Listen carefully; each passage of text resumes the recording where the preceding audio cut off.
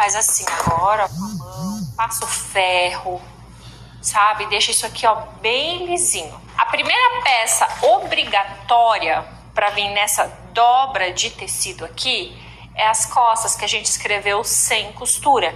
Ou seja, a gente tem que encostar, então, bem aqui. Se eu coloco nessa parte aqui, ó, que tá aberta, vai dar costura atrás. E a gente não fez costura e fica feio também, né? Então, vamos tirar e vamos colocar encostado aqui. O que significa essa flecha?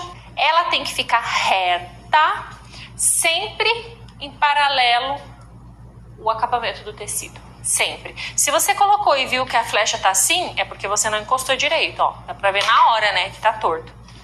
Aqui nas costas é meio óbvio, né? Mas nas outras partes faz sentido. Então eu quero que você encosta super bem nessa dobra.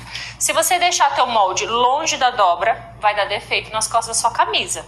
Se você colocar um molde passando o tecido, vai dar defeito e vai ficar pequena a tua camisa.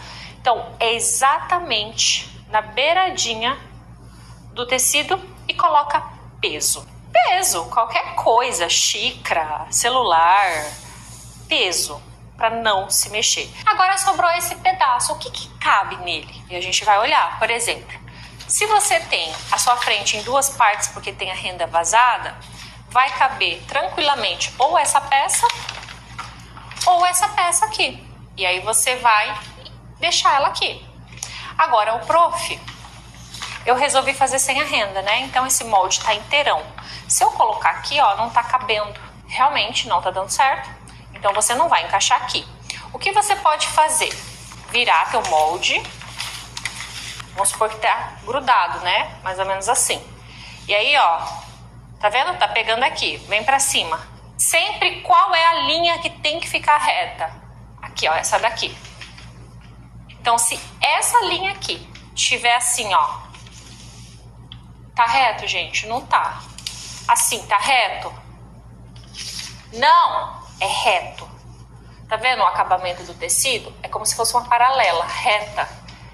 E aí você sabe que você tem que descer um pouquinho mais aqui, ó, que tá pegando. Então não adianta você fazer isso. Não.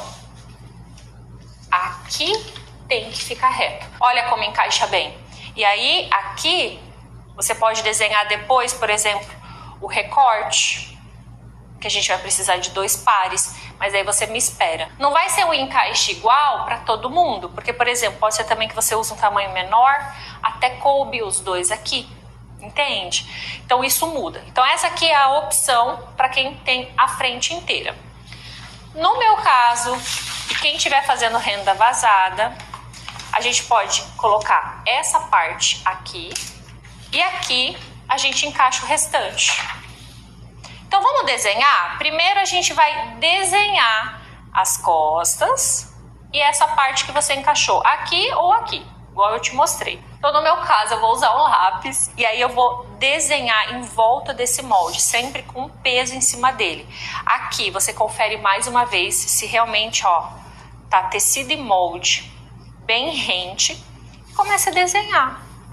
É bem gostoso, é como se você estivesse desenhando realmente numa folha de caderno, sabe? Ó, só que você tá desenhando no tecido. Firma também assim, ó, com os dedos, as beiradinhas, que fica fácil. Porque senão o papel sobe e fica chato, né, pra você. Então você vai desenhar em volta. Firma bem, que ele escorrega daí, ó. Olha só pra você ver.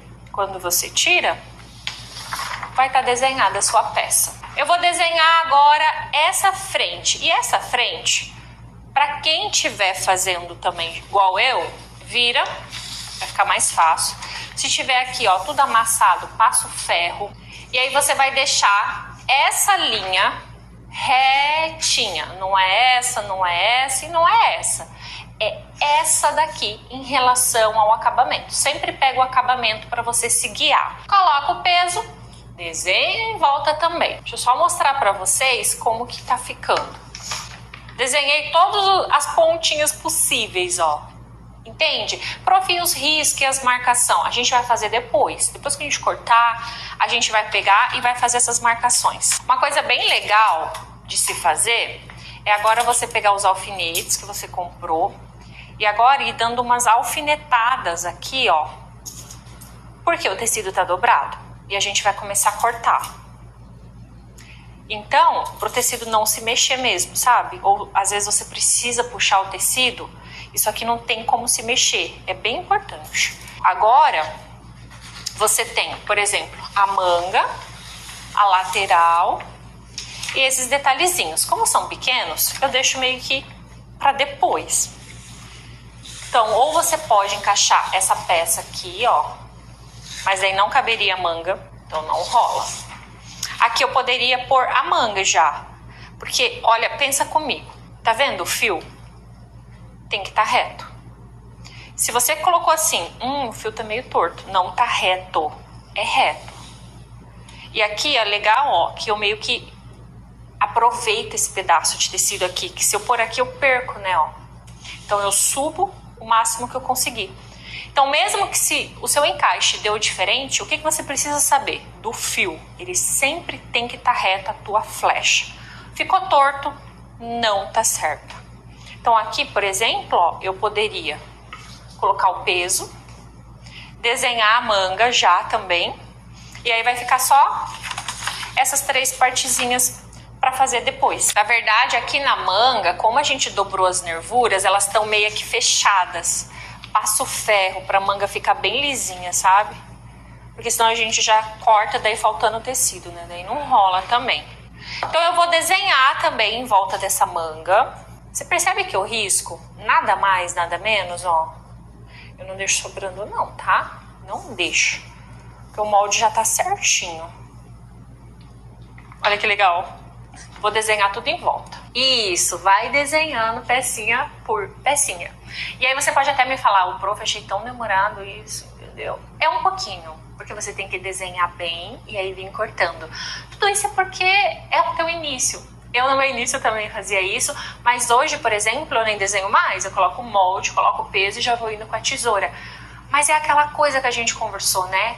Tudo a gente se torna boa. Para isso a gente pratica. Então vai chegar um momento seu que você também vai ser muito mais rápida nesse processo. Deixa eu te contar um segredo enquanto você corta. Por muitos anos eu tive as minhas marcas de roupa, que eu já até contei para vocês, né, em outros intensivos e tudo mais.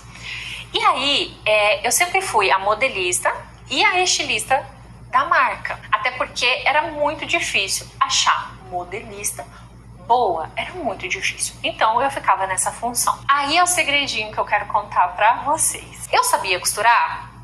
Sabia. Costurar eu falo sentar na máquina mesmo e costurar.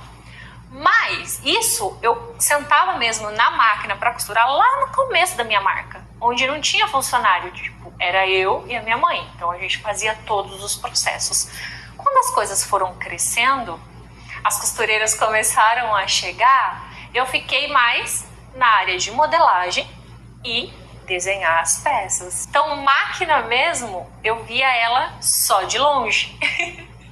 E isso foi passando os anos. E cada vez mais eu fui me distanciando da máquina.